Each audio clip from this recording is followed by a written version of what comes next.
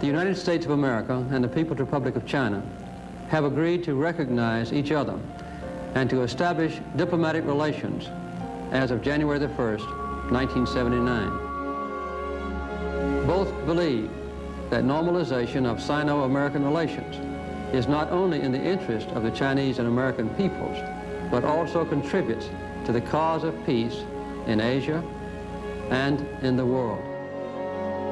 As a nation of gifted people who comprise about 1/4 of the total population of the earth, China plays already an important role in world affairs, a role that can only grow more important in the years ahead. It is in this spirit, at this season of peace, that I take special pride in sharing this good news with you tonight. Thank you very much.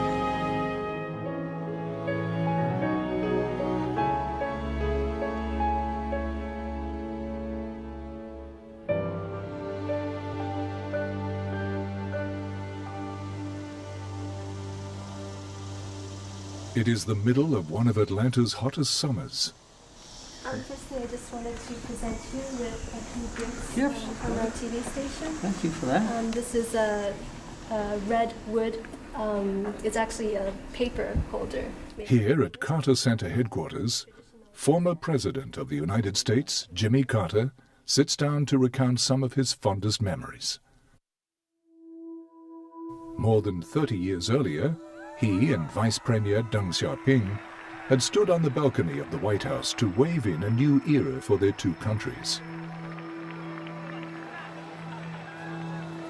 We had not met before, but we formed an instant friendship, and I think an instant agreement to tell each other the truth, to be bold in our demands and frank and honest.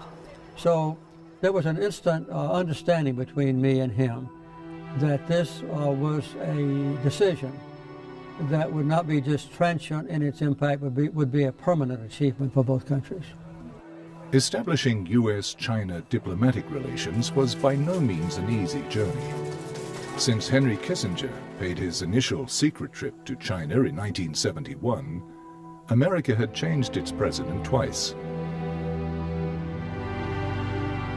In 1972, Richard Nixon met with Chinese leaders to reopen a connection that had been lost for over 20 years.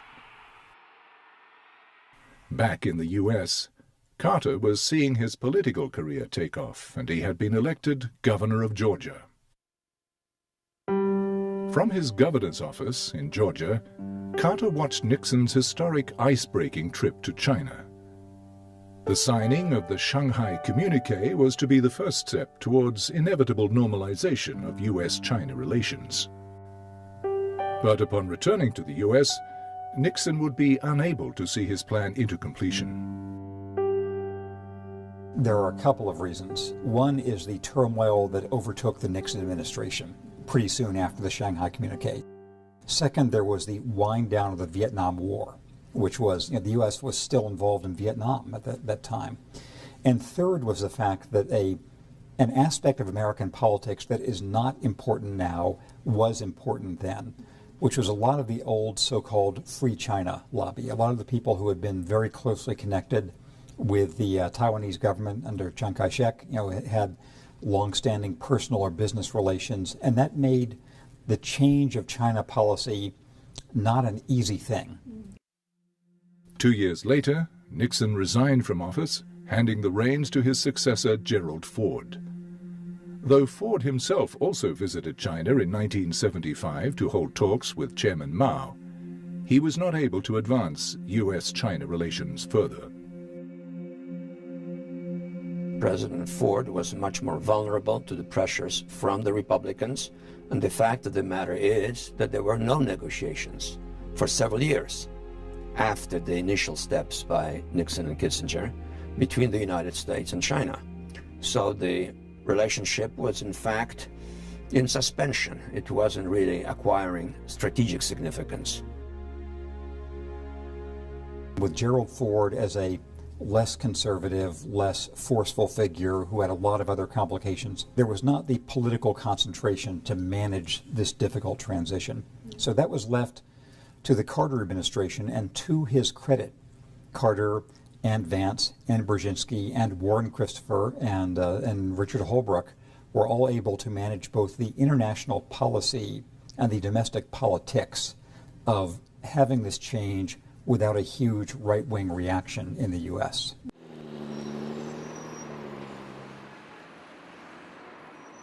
The relationship between China and the United States has now developed into the most significant diplomatic relationship in the world.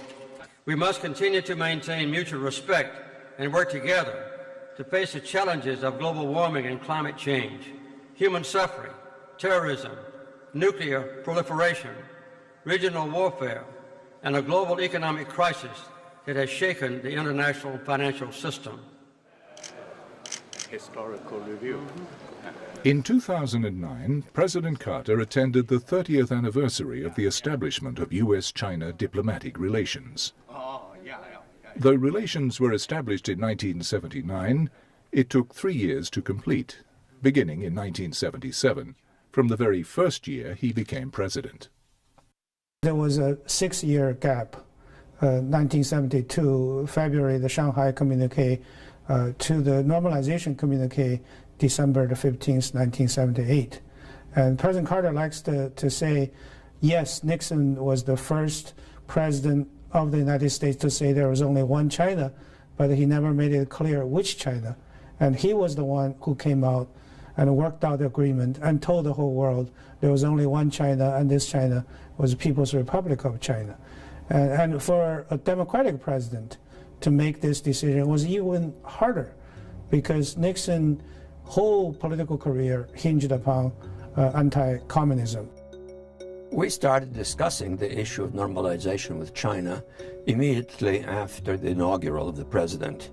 We had the opportunity not only to normalize relations with the People's Republic of China, but to establish a de facto partnership relationship with the People's Republic of China regarding what at that time was the major threat to international stability, namely the expansionism or hegemonism, as our Chinese friends used to refer to it, on the part of the Soviet Union.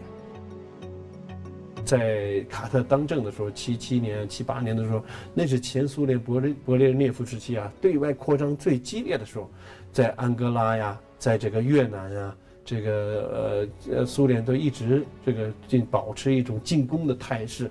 其实，在这种前苏联的这个对外扩张和美国当时经历过这个水门事件以后啊，它的战略收缩正好形成了一种强烈的对比。但是因为当时美国国内呢还有对前苏联的态度非常不明确的，到底是在美国外交当中你是注重跟苏联去交往，还是更注重中美关系？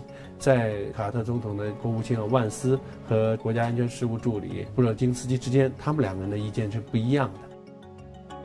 The differing opinions in Washington on the subject of China convinced Carter that he must tread carefully. China was still a sensitive issue in the United States, so in order to avoid excess complication, a delegation was sent to the country in secret. I did not share them even with our own State Department, because I knew they would be leaked to the news media, and there would be an uprising all over America by the Taiwan lobby leaders in the government and also in the Congress and in the public to try to prevent my being successful. Carter deployed his national security advisor, Zbigniew Brzezinski, to Beijing to meet with Deng Xiaoping and begin the negotiation process. It was a very difficult negotiation because in the end the challenge, as continues to be, is over Taiwan. And what exactly was the long-term American commitment to Taiwan. 最主要的就是当时中国提出了要撤军、要废约要这个就停止就是美国和台湾之间的这个交往，停止这个军售，这个就是停止军售、废约和撤军，这3个是最基本的条件。那美国呢，开始是一直是不肯全面的去接受这些条件，总是有反复的。比如说你说废约，那么美国当时说那可以我废约，但是我保留1年时间，就在这1年时候我要有效。比如说停止卖武器，我们以后美国还是要卖给一些这个防御性的武器。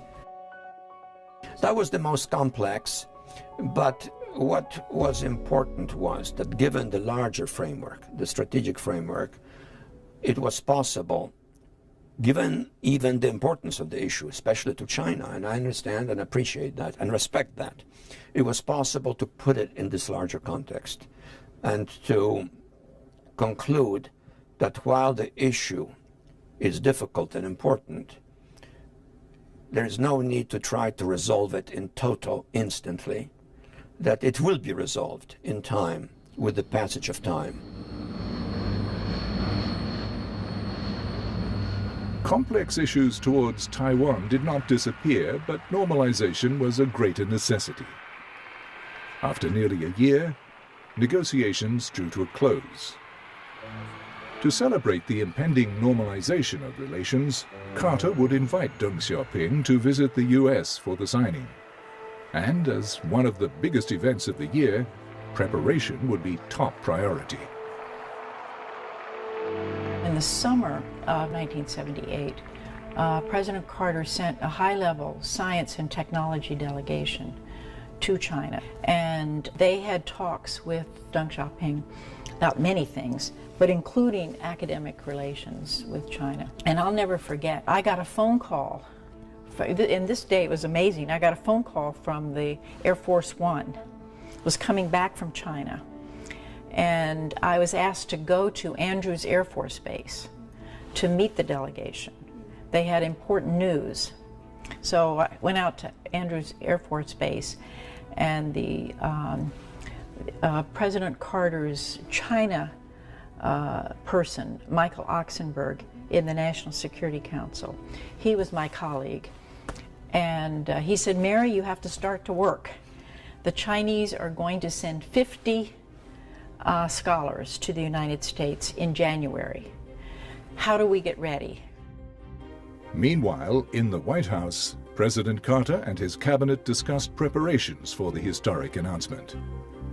The speech, which Carter had personally edited, would be announced on December 15, 1978, live to his entire nation. Good evening. President Carter is about to speak to the nation, and while no official announcement has been made about his subject, it is known the President will announce a full normalization of relations with the People's Republic of China, thus ending decades of non-recognition of the government in Peking, a government of some 900 million people.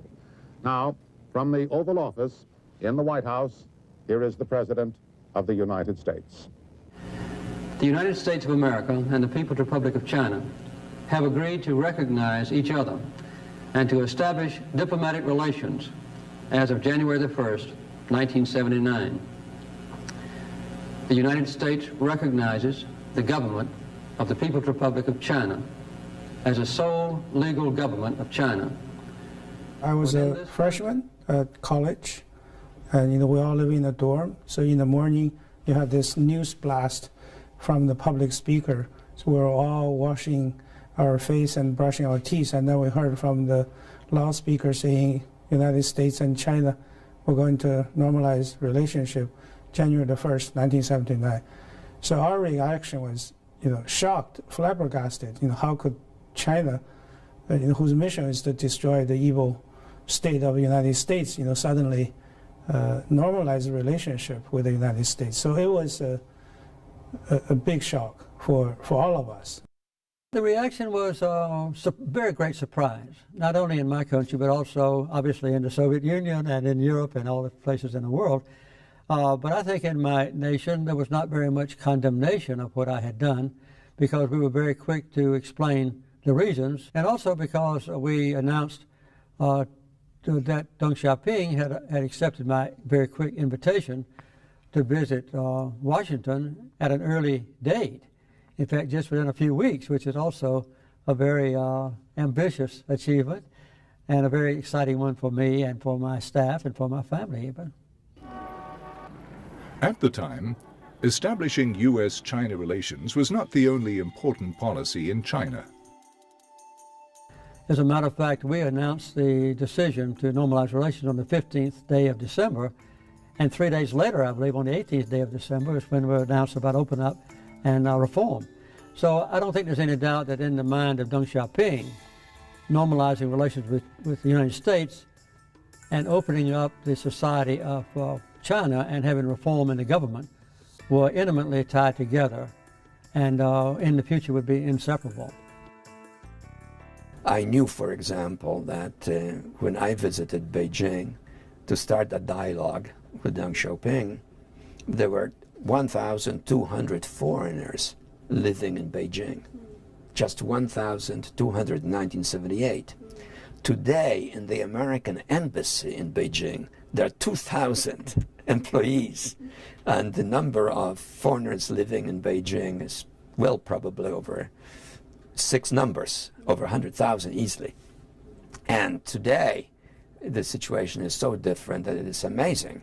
So, if you're asking me about surprise, it was in subsequent visits that I came to be surprised by the extraordinary energy unleashed by Deng Xiaoping's reforms, which were made possible by his accommodation with us, which then transformed China at a pace and on a scale without precedent in human history. Carter saw the enormous trade opportunities in this reform policy, as did Deng Xiaoping. In fact, Deng also viewed his trip to the United States as an opportunity to learn from its technological and manufacturing capabilities.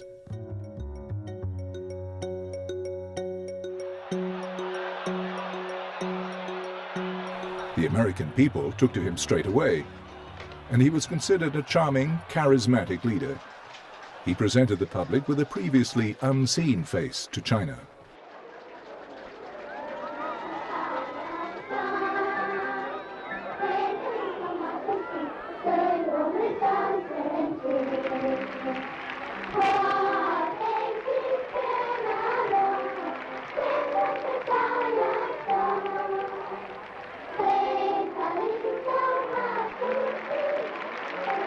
It was a great visit. We just loved both of them, Deng Xiaoping and his wife, and had a good time with them. And one thing I remember about it is that when he would go on the stage with speaking to a group of people, he would always want Amy to come up. Amy was 11 years old, and he would bring Amy up, and he was the same height that Amy. He would bring Amy up on the stage and do like this. It was a great visit.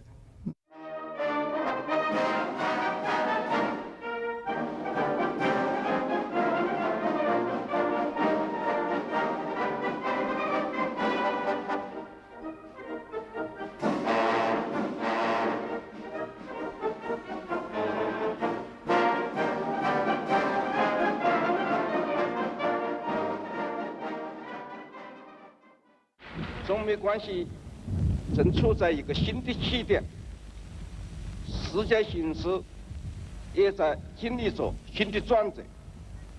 中美两国是伟大的国家，中美两国人民是伟大的人，两国人民的友好合作必将对世界形势的发展产生积极深远的影响。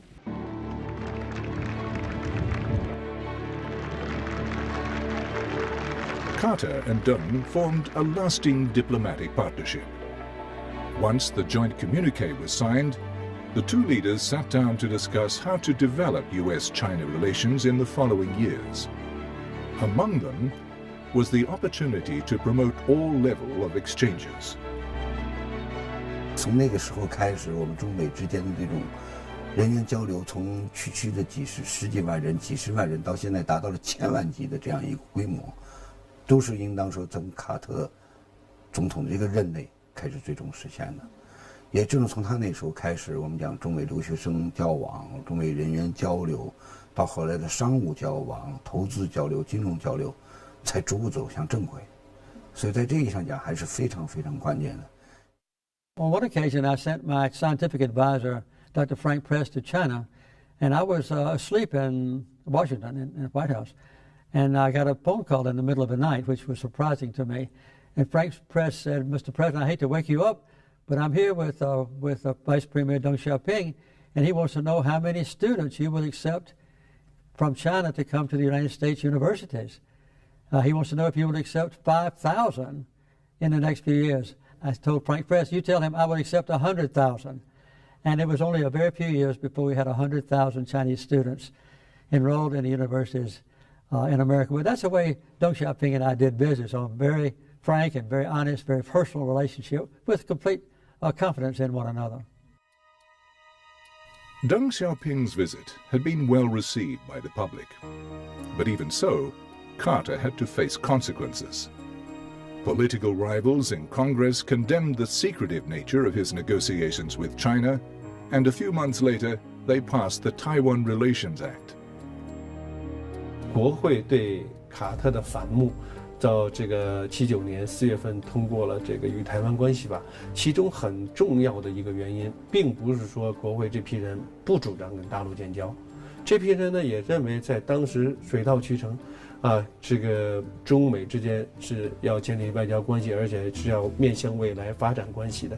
那么，但是呢，他们极力的反对，就卡特瞒着国会，进行这个跟中国秘密交往。他反对这种做法，觉得你这个国会有知情权特别是这个国会和美国总统外交权力，它有很多一个叫重叠的部分，那你总统应该向他汇报。但是卡特就觉得国会人多嘴杂。Thanks to Jimmy Carter and Deng Xiaoping, the United States and China would go on to form one of the world's most important relationships. For Carter himself, this chapter was neither a beginning nor an end to his friendship with China. China had been a part of his life since he was no more than a small boy on a farm.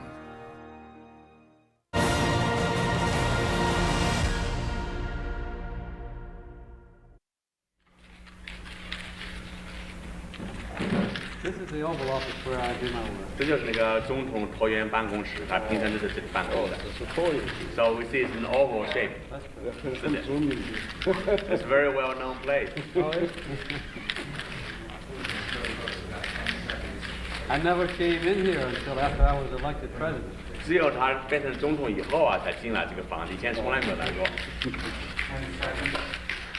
When I was in Tsingtao in 1949, in April, the Chinese forces were surrounding the city, and the vice premier says he was in charge of those forces. 总统告诉我博士，就是那个他在清朝期间共产党部队已经包围城市了，正好是邓副总理率领那批部队，这几乎以前就见过面了。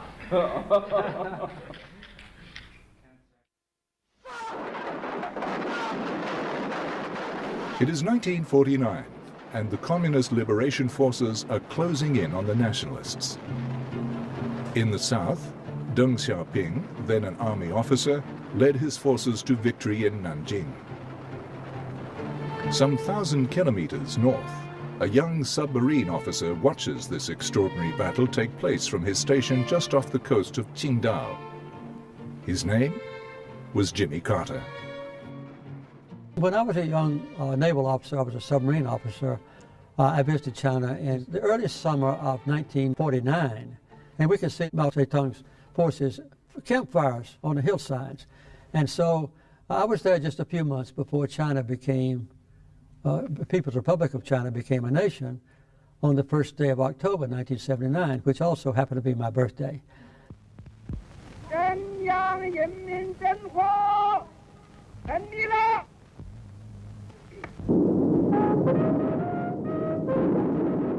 And so the day the People's Republic of China was born, Carter celebrated his 25th birthday. Little did he know then that in 30 years' time he would make one of the biggest decisions in U.S.-China history.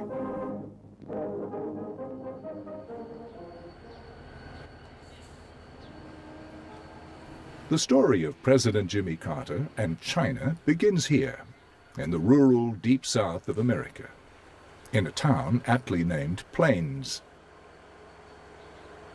a place he's called home for all his life.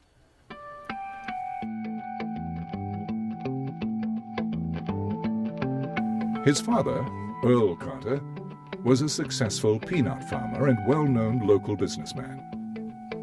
Though the family was prosperous, they lived modestly in a simple 3-bedroom home. They had no running water, nor electricity, nor even indoor plumbing. From an early age, Carter was taught responsibility on the farm and to be charitable to others, even helping those halfway across the world.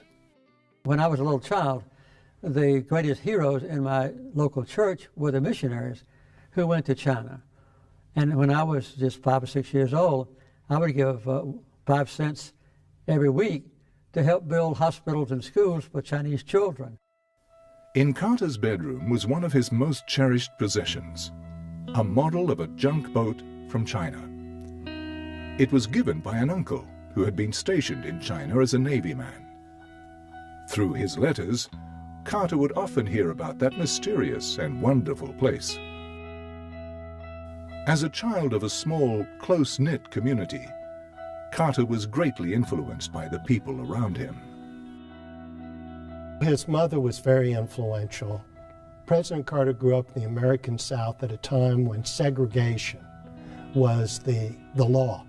African Americans and white people could not do many things together. There were restrictions. Mrs. Carter ministered. She was a nurse, and she took care of African Americans. She treated everyone equally. And this is something he saw, and he wanted to do too. And he said in his inaugural address as governor of Georgia, the time for discrimination is over.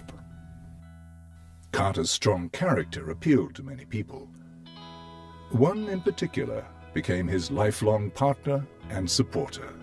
His younger sister was my best friend.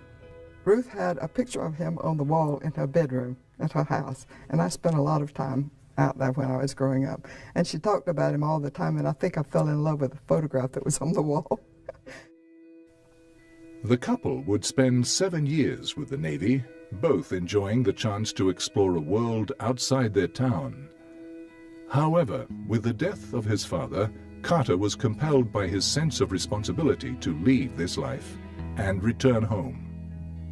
He found out how much his father meant to the farmers there, large farmers, small farmers, and he just decided that he could do more to help people at home. The couple settled down to run their peanut business.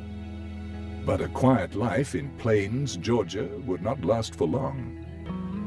One day, Carter did something quite unexpected. He decided to run for the Senate, and I didn't even know it. He got up one point, he's putting on his dress pants instead of his work pants, and I said, "Are you going somewhere?" He said, "I'm going to see who's running for the Senate, state Senate." Carter's popularity rose in the state Senate and later in the governor's office. It wasn't long after that the nation began to take notice. In the summer of 1976, Jimmy Carter officially announced his candidacy for President of the United States. My name is Jimmy Carter, and I'm running for president.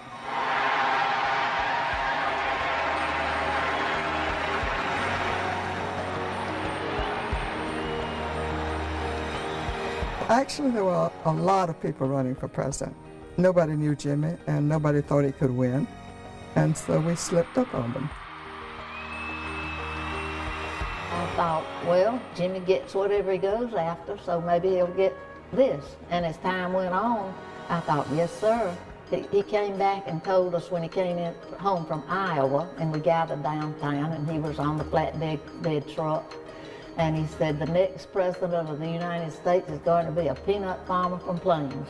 And I said, I think to myself, I think you're telling the truth. Jimmy Carter took a long lead tonight in the race for the Democratic presidential nomination. I remember when we couldn't find a microphone.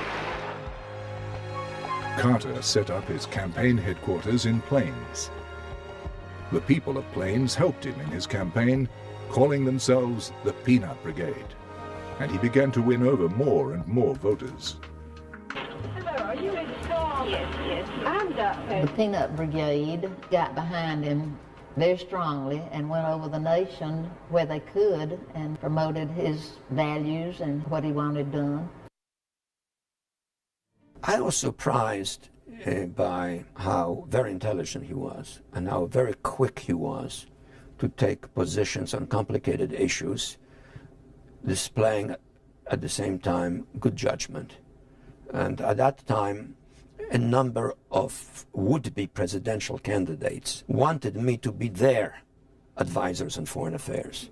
And I remember I was talking to my wife, and I sort of shared my impression of Carter, and she says, well, if you're not certain which one to go for, why don't you go for Carter, because you seem to react the best to him, and you feel best about him.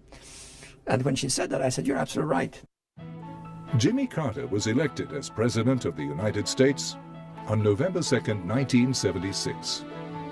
Over the next 4 years, he would make a lasting legacy in foreign policy. You have given me a great responsibility.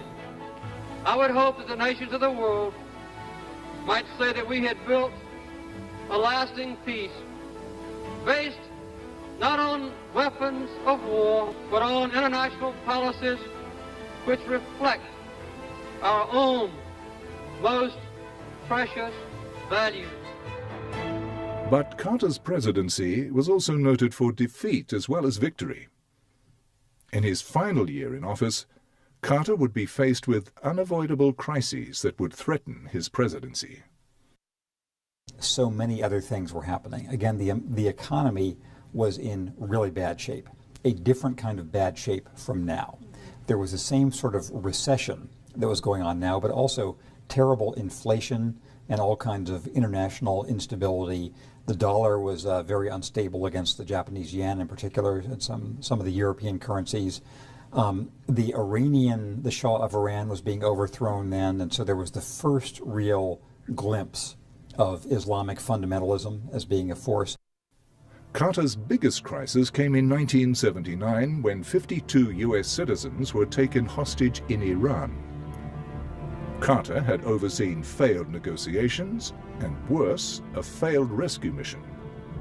His popularity slipped lower than ever before and took with it his presidency.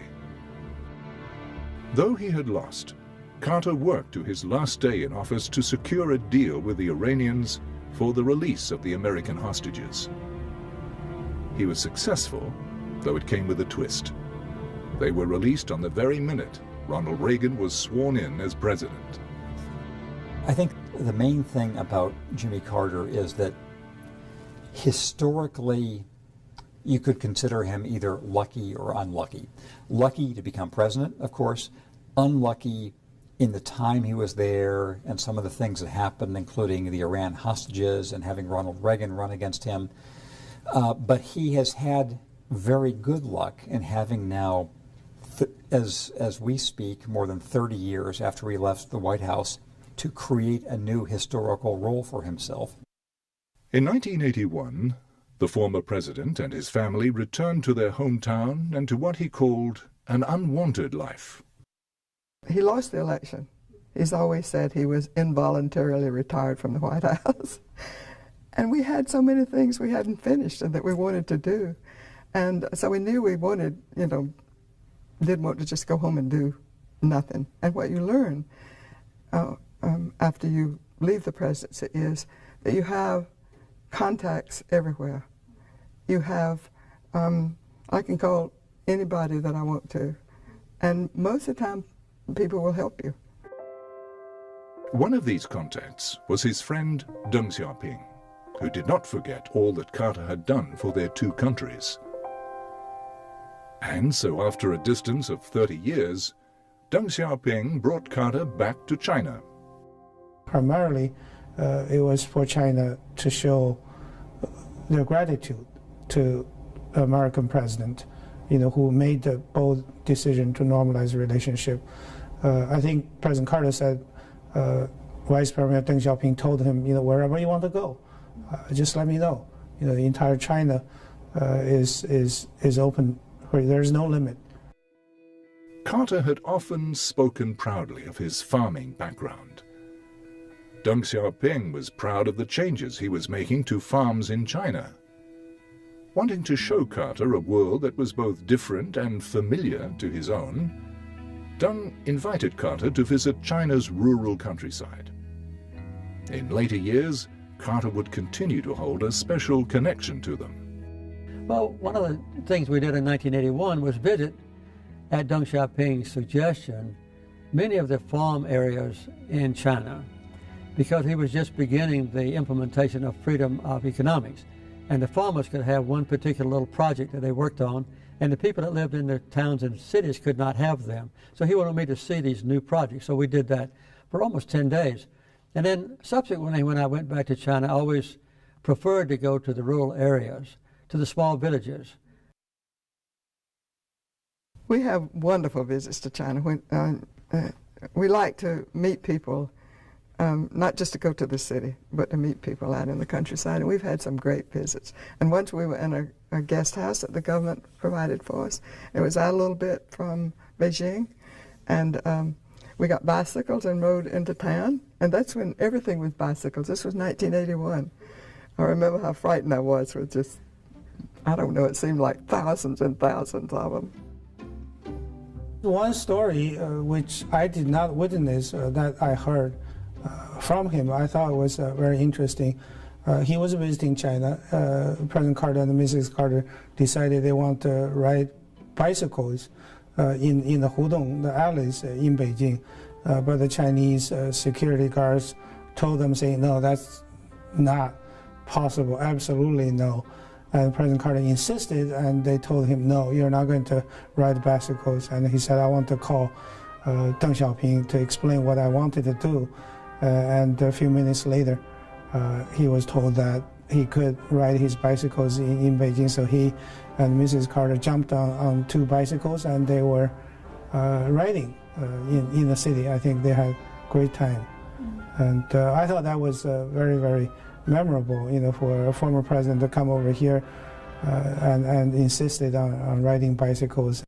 People are always so friendly. In fact, the first trip we made, this was in 1981, after Jimmy had normalized relations. He had planned to go as president, but when he lost the election, we decided to go anyway. And we were walking down the street, and we came to a bicycle shop. And so we were going to stop and buy some bells, bicycle bells for our children. And when we stopped, we looked around and we had a crowd following us down the street. It was really wonderful because they had played the visit of Deng Xiaoping to our country on television before we came, so everybody knew Jimmy, and it was so wonderful to go to China. I just have such a good time every time I go.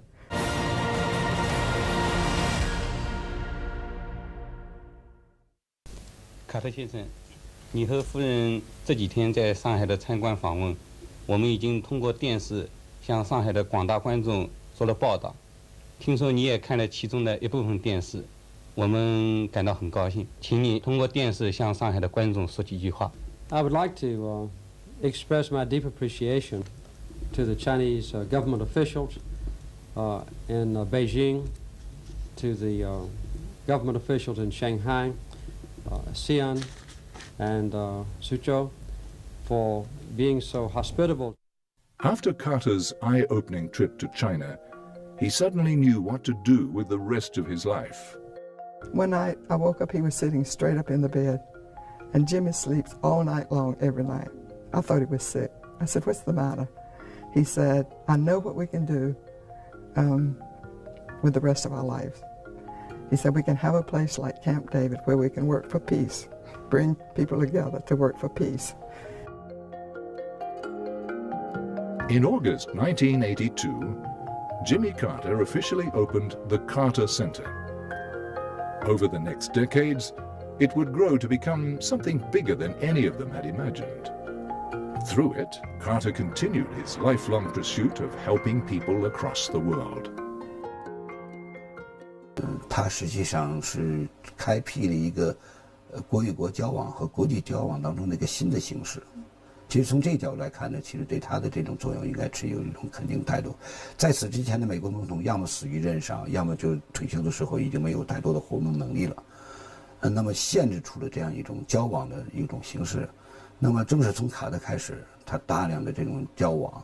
后来在他的感召下，包括尼克松，包括其他人也都开始有这样一种活动方式之后呢，他实际上他介乎于在正式关系之外，又开辟了一个第三渠道。It gives you a wonderful opportunity to use your heart and your mind and the environment within which you live to bring peace on earth. That's what we all want. Thank you very much. In China, where he continued to visit every few years, he wanted to do something special for its people. The first thing I wanted to do was to repay the Chinese people for this great benefit to my country in normalization. So I asked Deng Xiaoping if there were some benevolent projects, humanitarian projects that we might undertake. He said, no, we don't, that's not a custom of our people. I said, I wish you would make another assessment. So he finally let us do two things. One, we developed a program for handicapped people. And so we helped to build a big factory in Beijing that produced the most advanced prostheses, artificial arms and legs and so forth. And then the other thing was, he said, you can help us with the education of little children who are deaf and blind. So we did that over a period of about 4 years. And we originated and conceived and carried out a program that led to teachers all over China be trained on how to better educate little children who were handicapped with blindness and with deafness.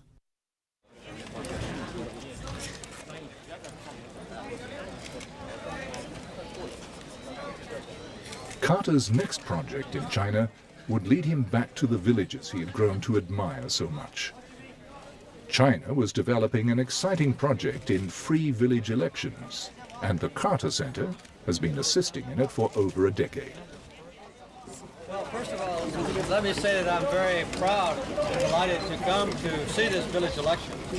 The Carter Center, which I head, has been involved in observing village elections for a number of years. This is the seventh time that this village has participated in this process. All the top political leaders of China are strongly supporting the village election process. And obviously the villagers like it very much. So I personally am very proud and honored to be able to be one of the board observers. 96年，因为他们在得到很多这个村委会选举的消息以后他们有一个工作组来中国。来中国他们进行考察参观，那么我当时当然在民政部，在基层政权建设司负责这项工作，那当然跟外交部合作，我们一块儿安排来参观考察，考察之后，他们是非常激动，他们就觉得对中国了解不够，然后卡特总统就给江泽民主席写了一封信。他称赞了中国的农村选举，他也觉得江泽民主席确定的这种改革的这个战略是很值得赞赏的。 Certainly President Carter has been interested in a wide range of issues, and his relationship with China is long-standing, and he wants to make sure that the Chinese people's lives are fulfilled and productive. And as a result, village elections are just one aspect of that, and something that we have been invited to do. At the invitation of the Chinese government, The Carter Center has continued to observe and research the development of Chinese village elections, but their involvement goes deeper than that. At headquarters in Atlanta, Carter's China program also serves as a bridge for mutual understanding. You know, he wanted to tell this story of grassroots democracy to the American people, to the Western world, and he was telling it, and he is telling it even today. Lots of people in the United States, you know, don't believe what his story, saying, you know, there are no elections or competitive elections in China, but you know, we did see there are competitive elections at the village level in China. 然后，当然，他回美国以后是很有影响，在国际上他就很有影响啊。所以，中国农村选举很快的为全世界所接受。尽管我们存在着很多不完善的方面，但全世界大家都认为你农村选举是做得不错的。这个可以说与卡特总统，当然也有很多专家学者，他们来参观，他们来研究，他们来向外部世界介绍。 那是很有关系的，你光我们说不行。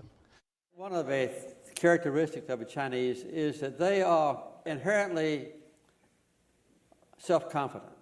If there are times when the Chinese people and their leaders see other nations in the world ahead of them, they don't get frantic or desperate. They are patient in a firm belief that eventually China will survive and maybe even prevail. So it's a great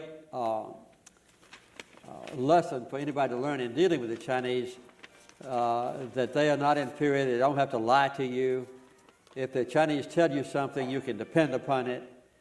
And that's a very good characteristic to have when you're negotiating difficult issues.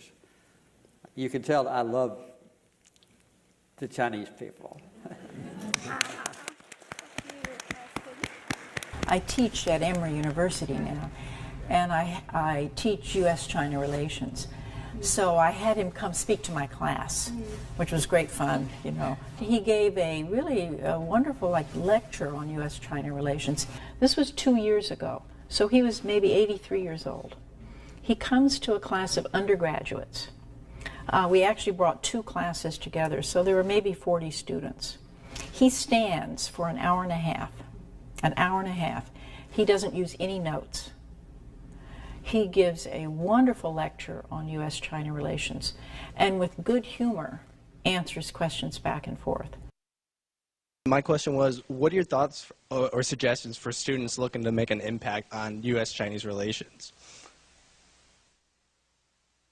I believe that the future of international relations is going to focus around U.S.-China relations. I think it's the most important bilateral relationship in the world.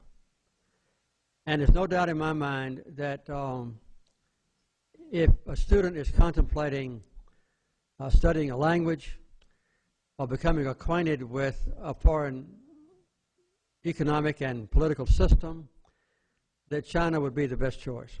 他是对这些，他有一种理想主义的一种信念在背后支撑他，所以他希望看到人口众多的这样一个中国，如果能在他所坚持的理念这个方向上，能够大家一起走的时候呢，他会觉得非常欣慰。President Carter was raised from childhood to help others. Aside from the Carter Center, he volunteers each year to help rebuild homes for charity. In late 2009, Carter made a special trip to China with Habitat for Humanity to rebuild the homes of the Wenchuan earthquake-affected area. It's very gratifying to see the volunteers from America and from China and from many other countries working side by side. Let me say that I'm glad to be back in Sichuan province, primarily because of the damage of the earthquake, and to help in a small way to join in the repair.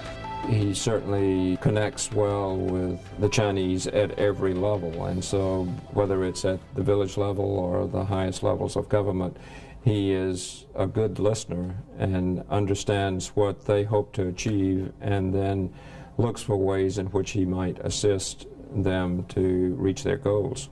中国大概已经来了10几次，那么他对中国的选举、对中国的改革开放、对中国的社会进步，一直是取一种非常积极肯定的态度。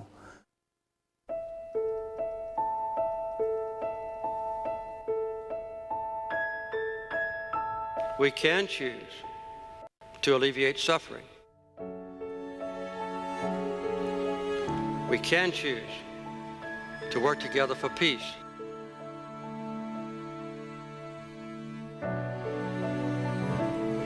We can make these changes, and we must. Thank you.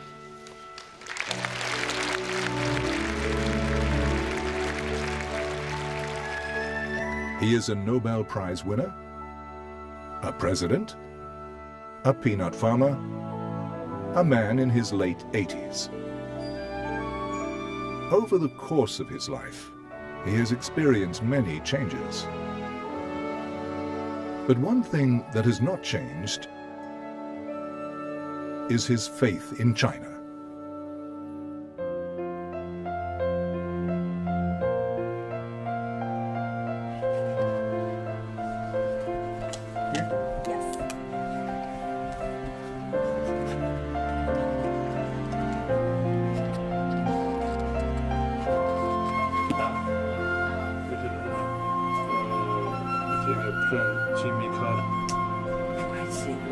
And what does the inscription say? You know, actually Chinese isn't my first language, so I'll have to get our cameraman.